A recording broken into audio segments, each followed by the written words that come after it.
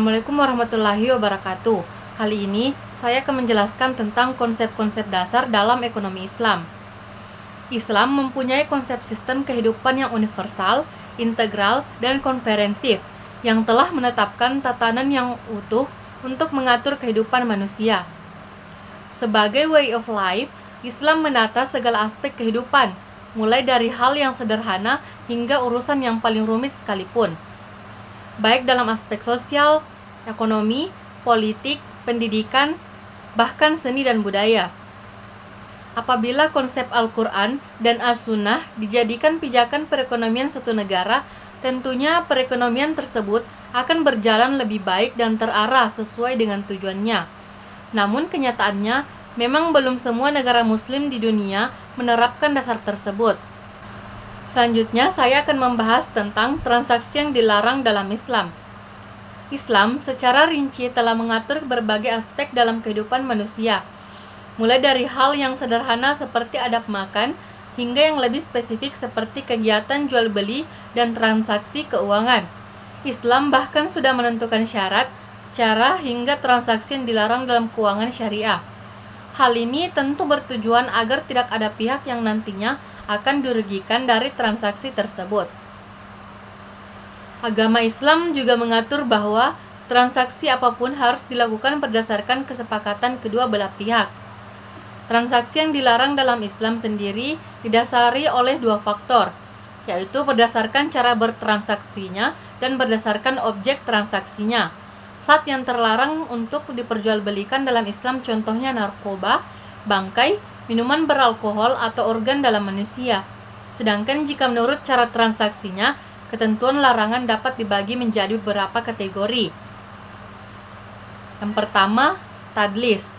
Tadlis adalah situasi di mana salah satu dari pihak yang bertransaksi berusaha untuk menyembunyikan informasi dari pihak yang lain. Hal ini dimaksudkan untuk menipu pihak lain akibat ketidaktahuan akan informasi objek yang diperjualbelikan. Informasi yang disembunyikan bisa berupa jumlah, kualitas, harga, hingga waktu penyerahan barang yang ditransaksikan. Contohnya sering kita temui di kehidupan sehari-hari seperti menjual barang bekas di marketplace tanpa deskripsi barang yang lengkap ataupun mencurangi timbangan saat berbelanja kebutuhan pokok.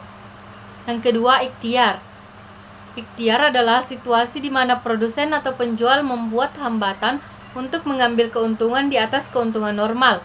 Praktik ini umum dilakukan dengan cara menimbun stok barang agar harga produk yang dijualnya meningkat. Kemudian, penjual tersebut akan menjual produknya dengan harga yang sudah mahal. Ikhtiar juga dapat dilakukan dengan cara menghalangi penjual lain untuk masuk ke pasar.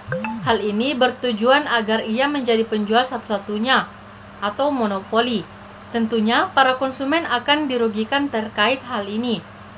Yang ketiga ada bai najasi.